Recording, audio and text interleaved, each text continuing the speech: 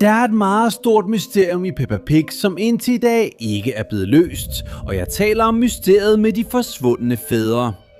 Hvis du lægger mærke til karakterernes familier, har de altid en mor. Men det eneste familiemedlem, der nogle gange mangler, er fædrene. Det virker endda som om, at mændene får mindre betydning end kvinderne. Mor Grises forældre optræder faktisk på skærmen, men far Grises forældre ser vi aldrig. Men vent, for dette mysterium bliver endnu større, og det hele starter med Susie får. Susie er Peppa Grises bedste ven. Vi har set hende fra starten og i mange episoder, men udover at vide alt, hvad hun laver og hvem hun er sammen med, kender vi også hendes familie rigtig godt. Eller måske ikke. Til at begynde med har vi mor får. Vi har også set bedstemor får, og vi kender endda hendes ældre kusine Charlotte får. Men hvor i alverden er Susies far? Vi ser ham ikke i hendes hus. Han dukker ikke op til familiesammenkomster, og de vil endda ikke engang have med på billeder. Ingenting. Er han mon død? Forlod han Susie, da hun var baby, eller eksisterer han simpelthen ikke? Venner-sagen er, at han officielt eksisterer, og han er anerkendt som en del af Susies familie. Så hvorfor i alverden dukker han ikke op? Nå venner, jeg tror jeg har fundet svaret.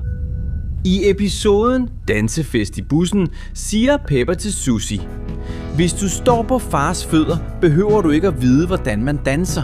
Men så bliver Susie eftertænksom og svarer: men... Og lige der bliver hun afbrudt, og sætningen bliver klippet. Hvorfor? Var det med vilje?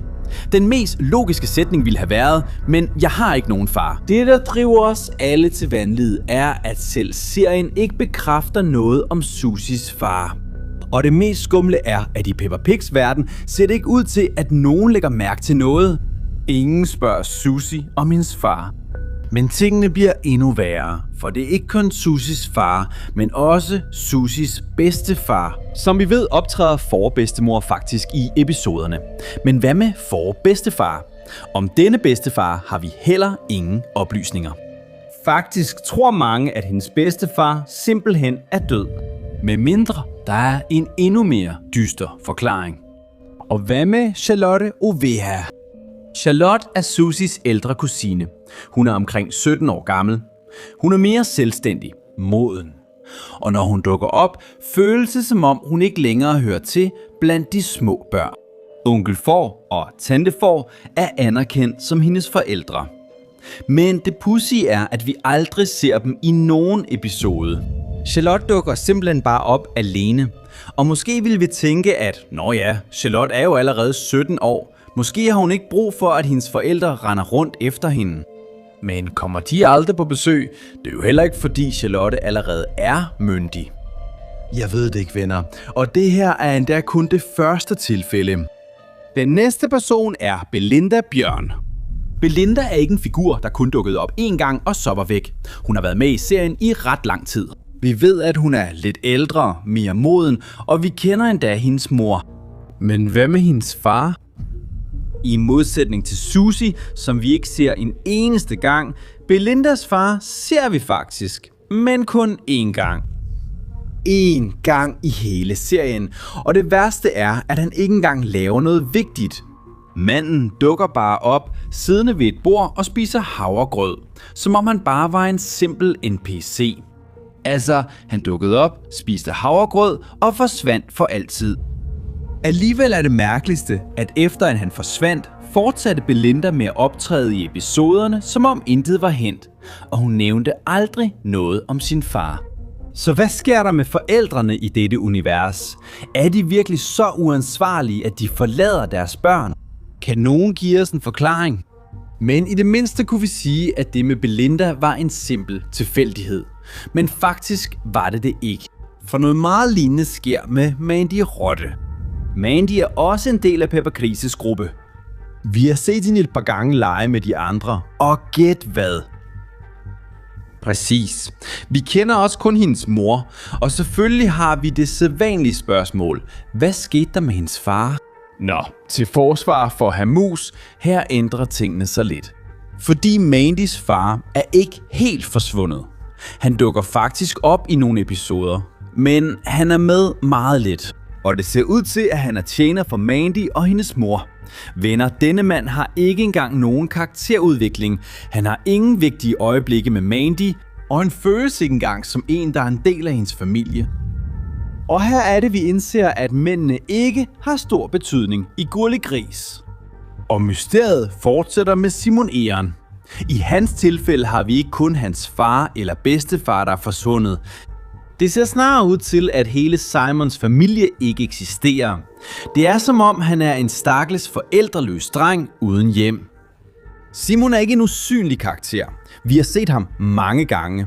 Han omgås andre børn, og han er tydeligvis en del af Peppa Pigs verden. Men når du begynder at spørge ind til hans familie, bliver tingene meget dystre. For det første ser vi ikke hans mor. En af de vigtigste karakterer i Peppa Pigs verden.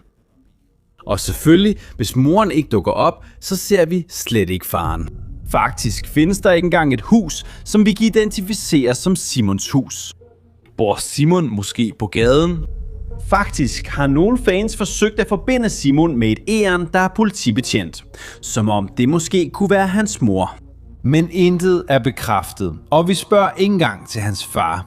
For på dette tidspunkt ser det ud til, at Simons far slet ikke blev skrevet ind. Så hvor kom dette barn fra? Hvem passer på ham? Eller hvordan i alverden overlever han? Men hvis I troede, at dette kun skete med bipersoner, så tager I fejl. Nu er det tid til at tale om sagen med faren til Far Gris.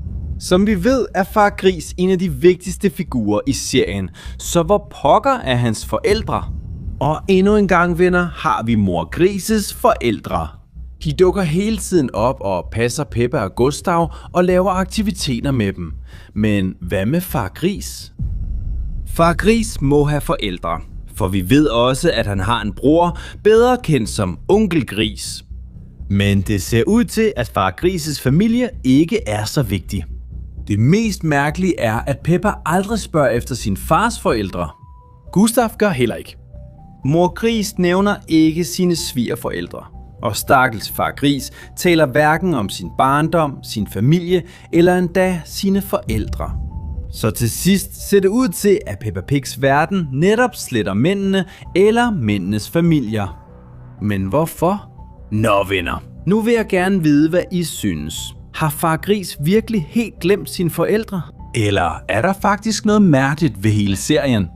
Vi læser jeres kommentarer.